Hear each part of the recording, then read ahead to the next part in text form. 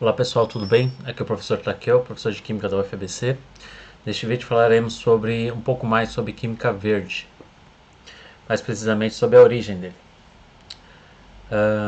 A química verde surgiu na década de 60, na verdade com um livro e de uma autora bastante conhecida, que é a Rachel Carson. Ela publicou um livro chamado Primavera Silenciosa, em 1962. E nesse livro ela comenta sobre os efeitos deletérios de substâncias sintetizadas pelo homem, principalmente o DDT, que muitos de vocês já devem ter ouvido falar. O DDT, na verdade, é uma abreviação de diclorodifenil tricloretano, dicloro, difenil, tricloroetano. Esse composto foi sintetizado em 1874 pela primeira vez, mas só descobriu o efeito pesticida em 39. Então começou a ser comercializado como inseticida ou pesticida para lavouras, mas também era aplicado em pessoas durante a Segunda Guerra Mundial, alguns conflitos, né? E eram até utilizados para como um inseticida comum para carrapaticida, para matar qualquer tipo de artrópode, basicamente, né?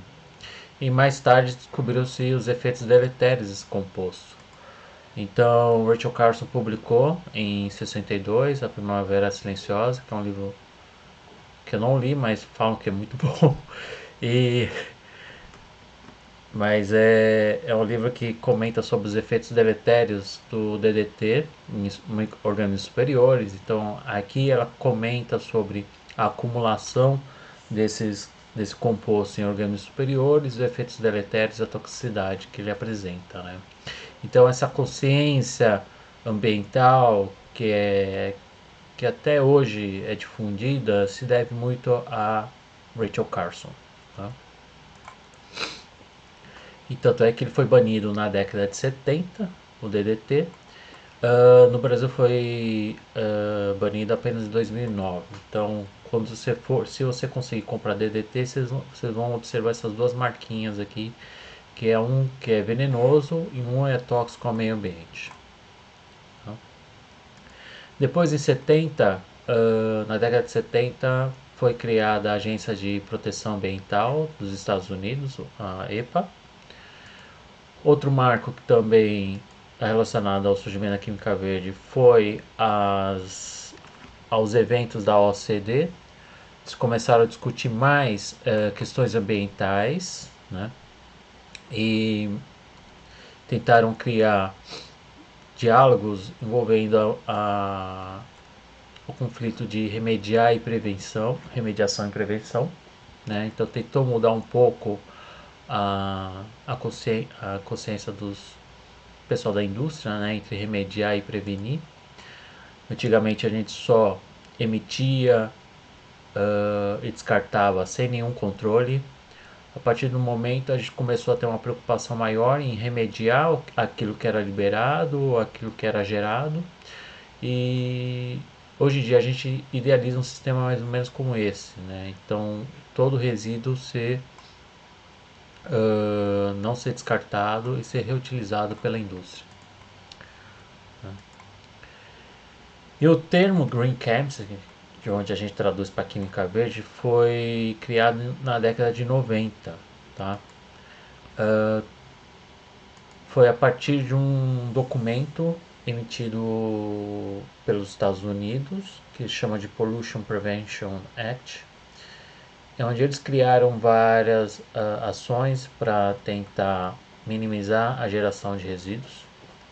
Criaram essa pirâmide invertida, que muitos de vocês já devem ter visto alguma vez, que é a prioridade de como a gente manuseia o resíduo uma vez que ele é gerado. Então é evitar ao máximo, depois tentar reusar esse resíduo, depois tentar reciclar esse resíduo. Se não der para reciclar, a gente tenta recuperar. Se não der para recuperar, aí a gente tenta tratar. E se não der para tratar, seria o despejo, mas o despejo seria o último caso na tentativa de uma vez que você gera resíduos. Tá? Depois desse documento, o governo americano lançou incentivos à academia e à indústria, como premiações que envolvessem pesquisas na área da química verde.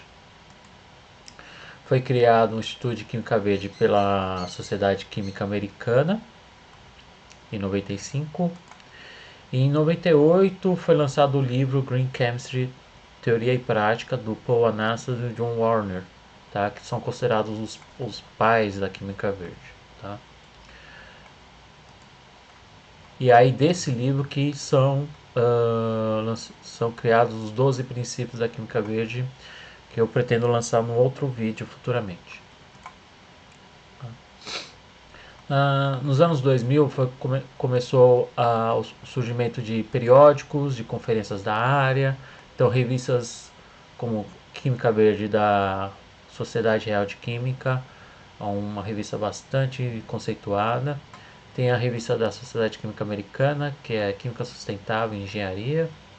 Tem eventos como a UPAC Conference on Green Chemistry, que já teve uma edição aqui no Brasil, né?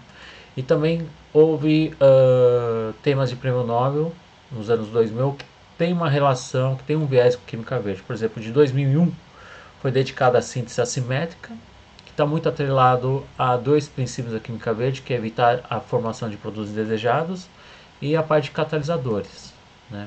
Em 2005 também foi tema de prêmio Nobel a desenvolvimento de catalisadores mais seletivos, que é metástases em olefinas, na síntese de alcenos, tá? Que foram dados a esses três pesquisadores. E hoje, como é que está hoje depois de quase 60 anos depois da publicação da Primavera Silenciosa de Rachel Carson? Então hoje, infelizmente, a gente ainda depende muito do petróleo. Tá? 98% dos compostos químicos orgânicos produzidos ainda são derivados do petróleo. A indústria química ainda não abraçou a química verde por inteiro. Existem algumas companhias voltadas à química verde, mas ainda são a minoria. Certo? Então, em resumo, a gente viu aqui todos os acontecimentos que levou ao surgimento da química verde, tá? Então, eu espero que vocês tenham entendido. Críticas, sugestões, vocês colocam nos comentários aí do vídeo. E pretendo lançar outros vídeos relacionados à química verde, transformações químicas, química orgânica e por aí vai, tá? Até mais, pessoal.